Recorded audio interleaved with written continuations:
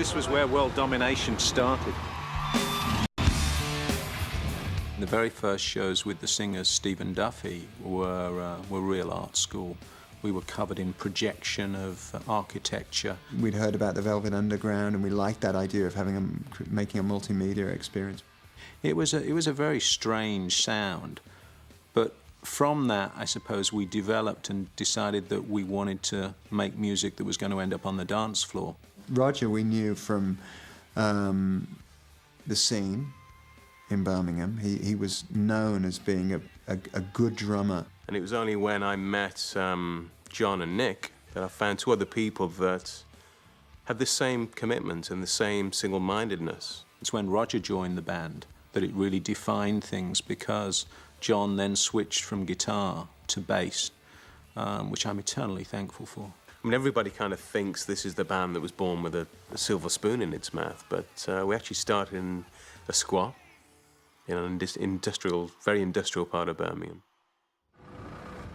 This is a real Ruttles moment, isn't it? This is where it all started, in this little house here. I don't think it was this one. I think the door was on the other side, you know. I think it was here. It was here. You think this was it? Yes. Number 260. This is where I joined the band. Are you sure, Roger? In this very building here. Then again, it could be another one up there. But I think it's this one.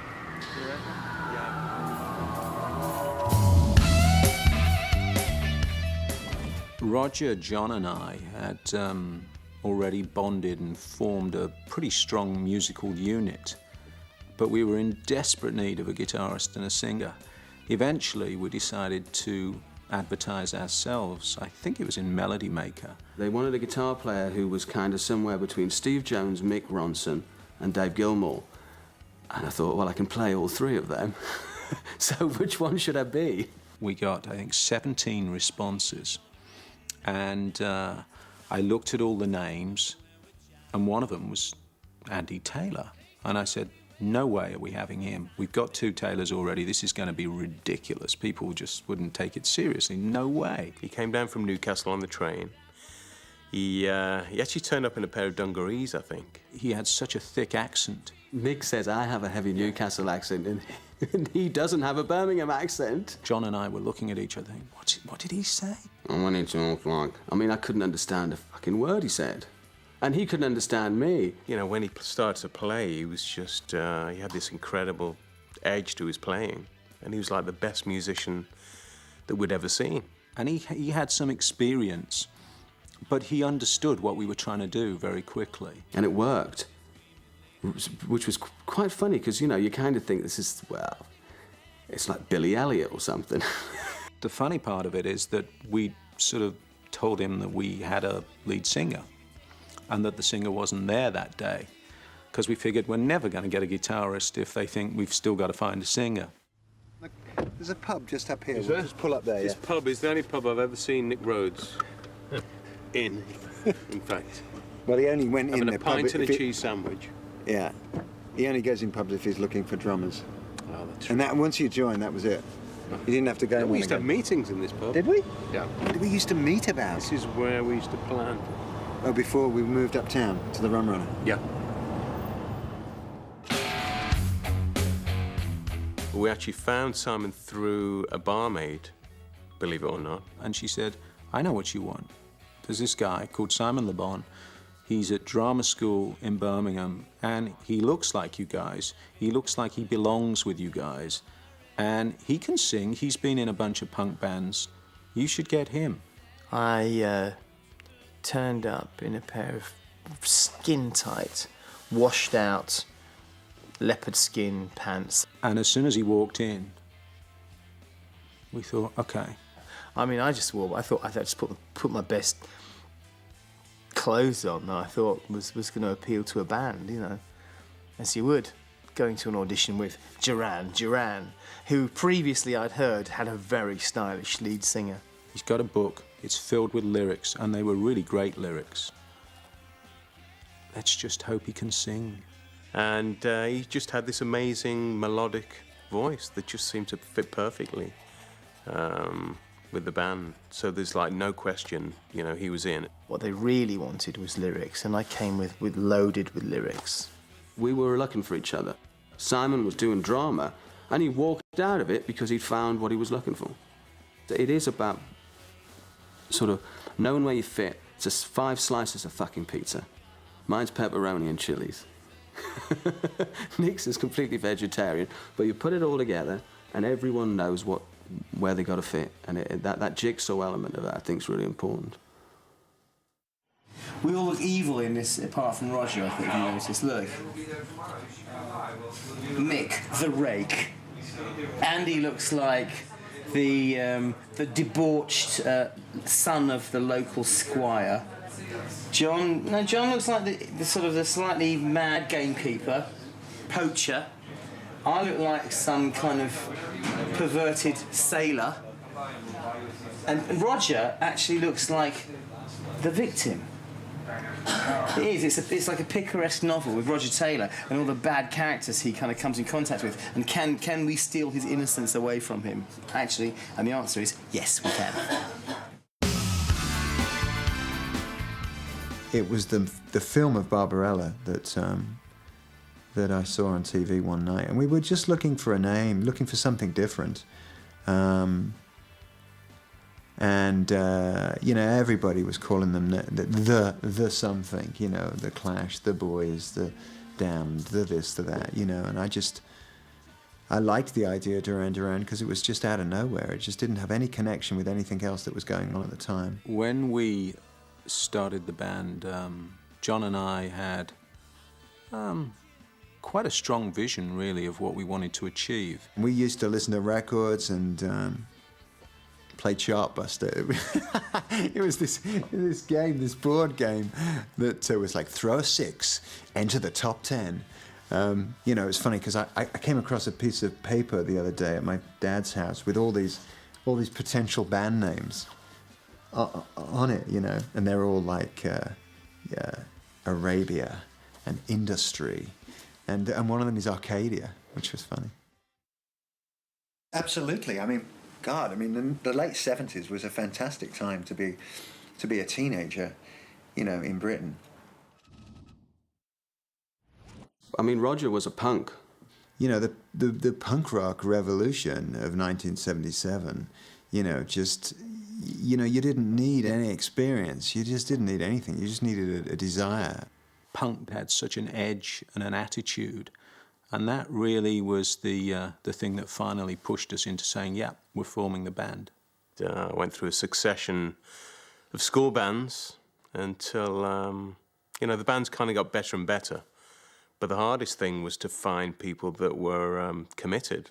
I had this band and we wrote stuff and it was called Dog Days, and then that kind of split up and I had a band called Rov Ostrov, which was a more kind of new wave, sort of post-punk kind of band. I had to survive playing in covers bands when I was younger. Sort of 15, 16 when I left school, that's what I did. And we were broke, we didn't have a penny between us. But we weren't interested in anything else apart from being in a band. All right, what I remember about that Cheapside joint was that a couple of the guys that were living there, Andy and Dave, they'd been in TVI, and when they split up, Dave Cusworth's new band sort of took up residency downstairs, didn't they? Yeah. And we moved in to the upstairs because Andy was singing. So downstairs there was the Hawks, and upstairs there was Duran, right? And yes. that was the place where we came back. We came back from the pub one evening, and they'd scrawled "Disco sucks" on the door where we rehearsed.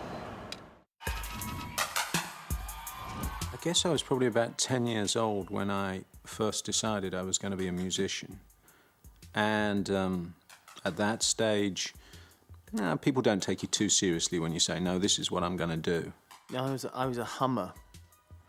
I was humming tunes and a whistler. I mean, it sounds a cliche, but I literally got my mum's pots and pans out of the kitchen and just started kind of playing on anything that I could find. My nan had a piano, which always attracted me. And I played piano as well, which I hated. I hated piano lessons. desperately hated those. Then by about the age of 13, I think I saved enough pocket money and finally got myself a kit. Well, I did get an acoustic guitar when I was about 16, maybe 15 or 16, but nobody showed me how to tune it. I've always really just been a guitar freak. I play guitar most days. I've always played guitar most days. It's just quite a useful friend, and can be quite a profitable tool. Synthesizers had come down to a price where they were really affordable for the first time, and I bought a small one called a Wasp, and then I didn't really ever look back. I didn't know a thing about sequencers and electronics. I wanted to. But, you know, once you get past sort of Birmingham, they don't sell that sort of equipment. You get the rest. The jacket. It's the jacket, Armand. Yes, is it? yes, Oh, that's yes, nice. It's yes. going to be warm, though, isn't it? Well, I'm going to take that off as soon as I get on. Look at the sequence. Stars. I feel like a star. My first big influence was John Bonham, I think. I loved the Beatles, but I was really a rock fan, and AC/DC, sort of Van Halen, late 70s. I love bands like that. The first bass lines that I became aware of were mostly in disco and R&B. The big ones for me were Jim Morrison, Hendrix to guys like Gary Moore. Keith Moon. Patti Smith, Bernard Edwards, who was the bassist in Chic. And Jimmy Page. T-Rex was a huge influence on me. And Eric Clapton. Obviously, Kraftwerk for me personally were very important. Nick was listening to Eno. And I'd never ever thought about that as a layer of music. David Bowie would be the defining influence in Roxy Music. And then David Bowie pretty much changed my life. We wanted to really marry glam rock, punk, and disco, I think, was kind of our manifesto. Are you playing with us? You're not. Our creative process is a complete nightmare. There is no doubt about it. And we used to get into a room, start playing, and see what happened. We don't ever give in easily, any of us. I'm right. Yeah, but I've got a problem, because so am I. No, but you didn't have the Beatles or the Stones in the 50s. I don't want to be playing the same fucking line the whole way through. It sounds great to me. It's a breath of fresh air. We just get in a room, play and jam until we get something. There's no magic formula. It's a very enjoyable thing to do, because you don't know where it's going to go and you don't know what's going to happen. We write as the Beatles would have written 30 years ago. And you hear stuff just start to come into existence right there.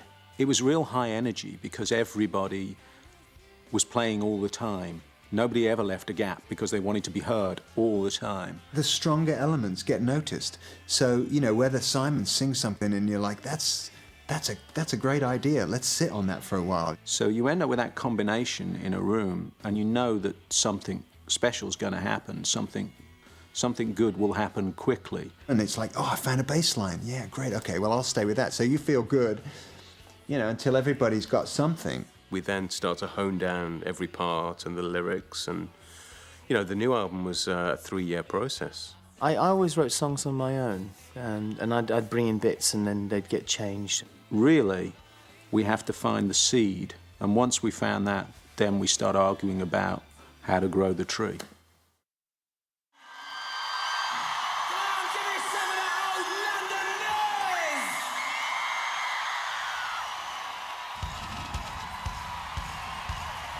I mean, we were top of the world.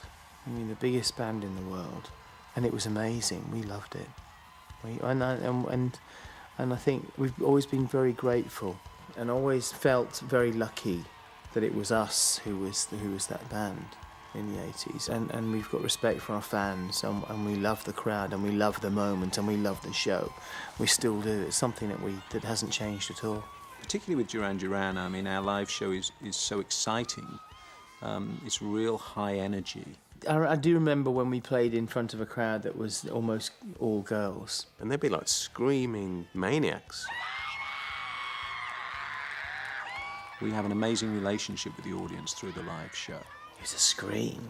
that kind of rips your ears off. You know, we get to the hotel and there'd be like 200 of them outside the foyer, you know, with pressed up against the glass. And now it's like this raw. I mean, we've got an older audience, obviously. A lot of these people, they're still with us. They've grown up with us, and they still want to come and see us. I think people listen more now. I think the kids used to just come and scream, and I think we could have walked on that stage and done anything. I mean, the original five, I mean, we kind of imploded. As it came bigger and bigger, I think we became more and more detached from the audience. You kind of roll up to the arena in your fleet of limos, you go on stage, and then you're kind of ushered out back to the hotel, and you know you're very protected. So I think it got less and less fun, actually. There was no doubt that things had started to wear away a little. It felt like that somebody pulled the plug out of the bath and the water was slowly running out. It didn't feel like a gang anymore. It became work, and I think people were starting to look in different directions. I was barely holding on. I mean, I can't speak for anybody else, but, you know, it was it's a pretty powerful experience, you know, going through that kind of, that fame mill. The pain that goes with when you're doing that well and you're in that much pain, and you're arguing and fighting, and it's all going on around you, and you're up Eiffel Tower shooting fucking videos and that, but no one's really enjoying it. I mean, I knew how to be a pop star, you know, but I just didn't know how to live. You know, John and I were snorting half a Peru at the time, so our judgment was flawed. It got dicey, and I guess I wasn't the only one either. It got very strange because I think the spirit of the band kind of disappeared at some point during '85. As a group, we couldn't keep it together. Live Aid was the last gig we did. And we're all on the same stage, but really I think we're just in different headspaces. You're on the edge of a cliff, and someone says, and you're doing Live Aid to 2 billion people. It's almost like it's set up, you know, there was a firing squad was waiting for us. It's really like chemistry, you know. I mean, I've read about, you know, the chemistry of musicians ever since I was a kid, you know, reading the music papers. I never really knew what it meant until the five of us got back together. Somehow, I guess we'd always been asked the question, why don't you put the original lineup back together? When are you going to put the original lineup back together? And that question had been haunting us virtually since the day we first broke up the original lineup. I didn't think it would ever happen again. I thought the time had passed. I thought so much time had gone by and so much water under the bridge that I thought, that's it, that's history now. I left a message on John Taylor's answer machine and saying, I'd love to see you. I missed him very much, actually. I missed John terribly. And there was a message from Simon that he called, and I just thought, yeah, this is... So he came over. I just went and sat there and sat by his pool and drank tea with him for a whole afternoon, sat in the sunshine, and we talked about things. And that's when we said, you know, what about, what do you think? Do you think we could do it? Do you think that we could get the five of us back together?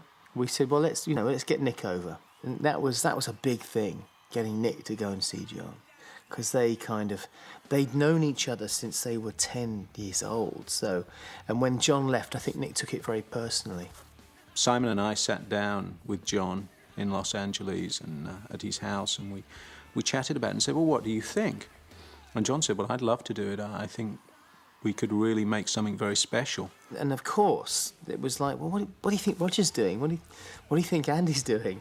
Should we give him a call? And the phone rang, and it was John. And he said, yeah, I want to talk to you about something to do with the band.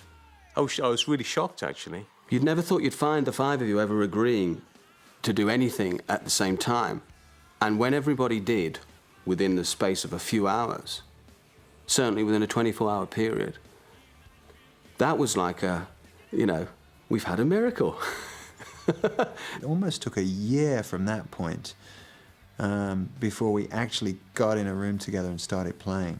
I think we all were looking forward very much to the opportunity to do that, to see what would happen musically when the five of us got into a room. And we plugged in and we started playing together. And it was at that point that I knew it was going to work, because the sound we made was instantly recognisable as Duran Duran. And boy, did it start happening. It really did. It's been a great experience to go back and retrieve a great part of your past and, you know, move it forward again with with your friends, you know, a great bunch of guys. The set list gag is ongoing. So you figure out the set on the way back, won't you? What? Okay, so we're doing the Cardiff set. I thought we should move Planet Earth later. That's a great place for I Don't Want Your Love. Yeah, it's always a bit of a process deciding on our set list. Notorious Reflex, Careless Memories, Wild Boys. It wasn't the set I gave you. Girls, Careless Memories, Wild Boys. One too many slow ones for me. What were you thinking of changing Nightboat with? Yeah, I don't care. Too many changes. Let's add Union. There's no final solution. Tiger should go before the chauffeur. Not a bad idea. What about White Lines? New Religion there. New Religion there, yeah? We usually still argue 10 minutes before we go on stage. I thought they were all too close together. Yeah, so let's add Union. Well, I don't think we can get any longer. And that's the way it goes every single night. It's I'm waiting for it to change, but so far nothing gives. I woke up this morning and I'm like, oh, we're playing Wembley today. All right, yeah. Well, turn the phone off.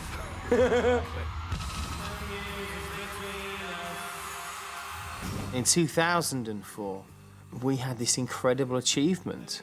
The British tour for us was pretty extraordinary. You know, I don't think any of us imagined it would sell so quickly and so well. That tour was the payoff, really. That was the payoff for the whole reunion.